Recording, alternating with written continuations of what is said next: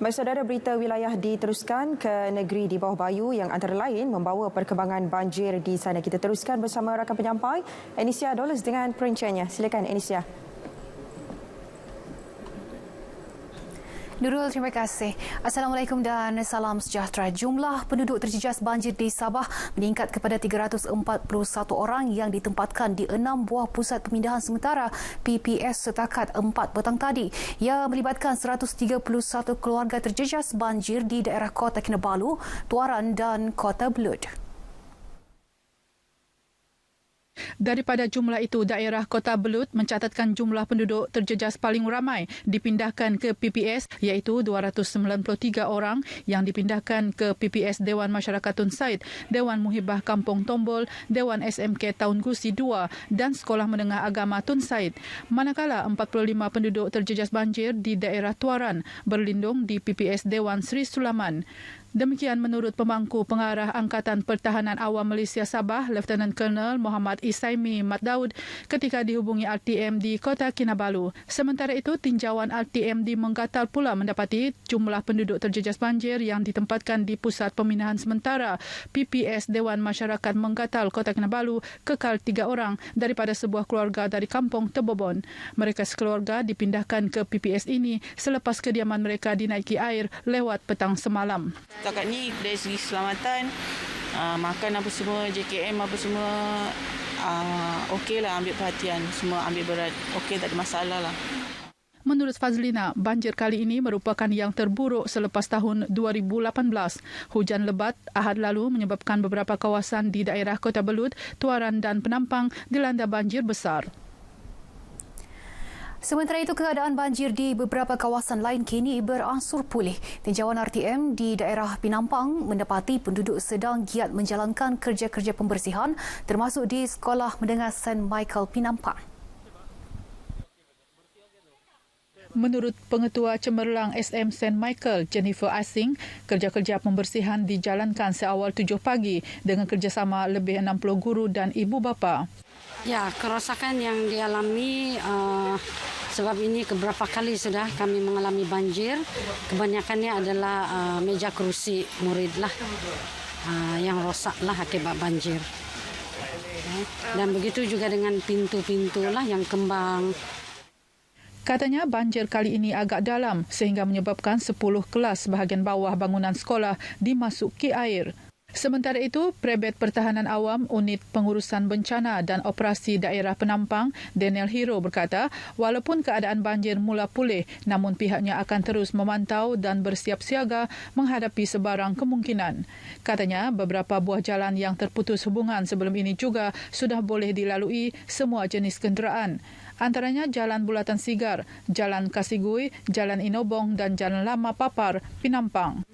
Usaha APM adalah sentiasa memantau dari semasa ke semasa jika berlakunya hujan. Seterusnya akan standby sekiranya berlaku bencana.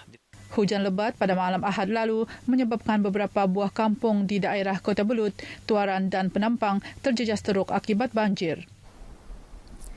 Sekolah harian di 3 daerah iaitu Kota Kinabalu, Penampang dan Putatan yang ditutup sementara susulan pelaksanaan Perintah Kawalan Pergerakan Bersyarat PKPB bermula hari ini hingga 20 Oktober 2020 akan menjalankan proses pengajaran dan pembelajaran di rumah PDPR. Sebanyak 122 sekolah terlibat iaitu 86 sekolah rendah, 25 sekolah menengah dan 11 buah sekolah swasta.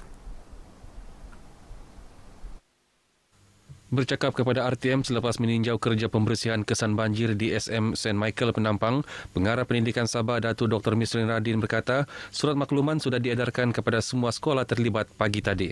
Jadi guru-guru kita dan murid kita pun sudah bersedialah untuk melaksanakan PDPR itu. Dan dalam surat kami pun kami telah berikan panduan apa yang guru-guru kita dan pelajar murid-murid kita perlu buat, dan apa yang terutama sekali pentadbir lah, pengetua dan guru besar. Ya. Sementara itu, Pegawai Pendidikan Daerah Penampang Indang Kasih Sibin berkata, PDPR itu akan memberi fokus kepada pelajar yang bakal menduduki peperiksaan SPM dan STPM. Kita juga minta guru-guru pada hari ini datang ke sekolah untuk mengambil kesemua peralatan dan juga bahan-bahan untuk PDP yang akan dilaksanakan secara online. Kami sebagai guru, kami ada tanggungjawablah yang perlu digalas, di mana kami perlu melaksanakan pengajaran dan pembelajaran di rumah lah, dan semua jadual waktu setiap hari kami sudah atur sebenarnya. Ada dia punya kebaikan yang utama ialah untuk melindungi kita punya anak-anak dan juga guru-guru, dan pada masa yang sama tidak ada juga alasanlah untuk mengadakan semula itu online learning. Jabatan Sukarelawan Malaysia Rela Sabah telah menggerakkan 850 anggota bagi membantu pasukan keselamatan khususnya Polis Diraja Malaysia PDRM menguatkuasakan kawalan rentas daerah di seluruh Sabah.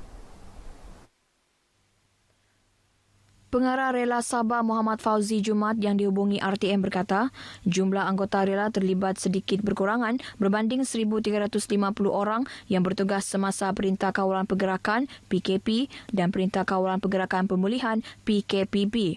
Beliau berkata, anggota rela ditugaskan bagi mengawal keselamatan di pusat kuarantin, sekatan jalan raya dan menguatkuasa pematuhan prosedur operasi standard SOP di kawasan-kawasan tertentu khususnya kawasan tumpuan ramai. Mengenai kawalan rentas daerah yang dikuatkuasa bermula 3 Oktober hingga 16 Oktober ini, Muhammad Fauzi menyifatkan ia langkah bijak bagi mencegah penularan pandemik COVID-19. Dia juga meminimumkan pergerakan agar COVID ini tidak menular dan merupakan salah satu langkah kawalan yang wajar dibuat untuk dilaksanakan dalam usaha untuk membendung penularan wabak COVID ini. Politeknik Kota Kinabalu PKK terus menambah baik program-program yang ditawarkan melalui jalinan kerjasama dengan 139 industri dari dalam dan luar negara. Langkah itu diambil bagi memastikan pelajar institusi itu memiliki kebolehpasaran yang tinggi selepas tamat pengajian. Pengarah Politeknik Kota Kinabalu Teknologis Zainab Othman berkata, kerjasama dengan pihak industri dilihat langkah terbaik bagi melahirkan pelajar yang mampu memenuhi kehendak pasaran pekerjaan. Ini kerana kehendak pasaran sentiasa berubah mengikut perkembangan teknologi semasa. Sebab apabila kita bersama-sama dengan industri ini, kita tahu apa kehendak industri sebenarnya.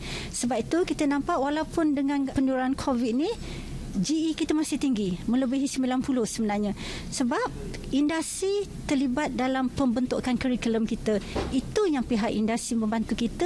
Beliau berkata demikian kepada RTM selepas menyampaikan watika pelantikan panel penasihat industri program IAP bagi tahun 2020 di Kota Kinabalu yang melibatkan 26 lantikan baharu.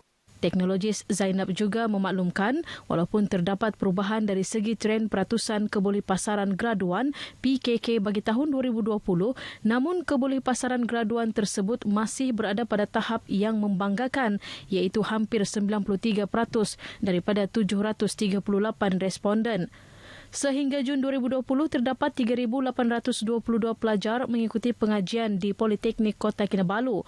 Daripada jumlah itu, 3,339 merupakan pelajar separuh masa, 483 pelajar sedang menjalani latihan industri dan selebihnya pelajar separuh masa program kejuruteraan. Baik, sekian berita dari Sabah petang ini. Budayakan norma baharu pandemik COVID-19 belum berakhir. Kembali Kang Kasapri. Baik, terima kasih Anisia langsung dari Sabah. Baik saudara, ini maklumat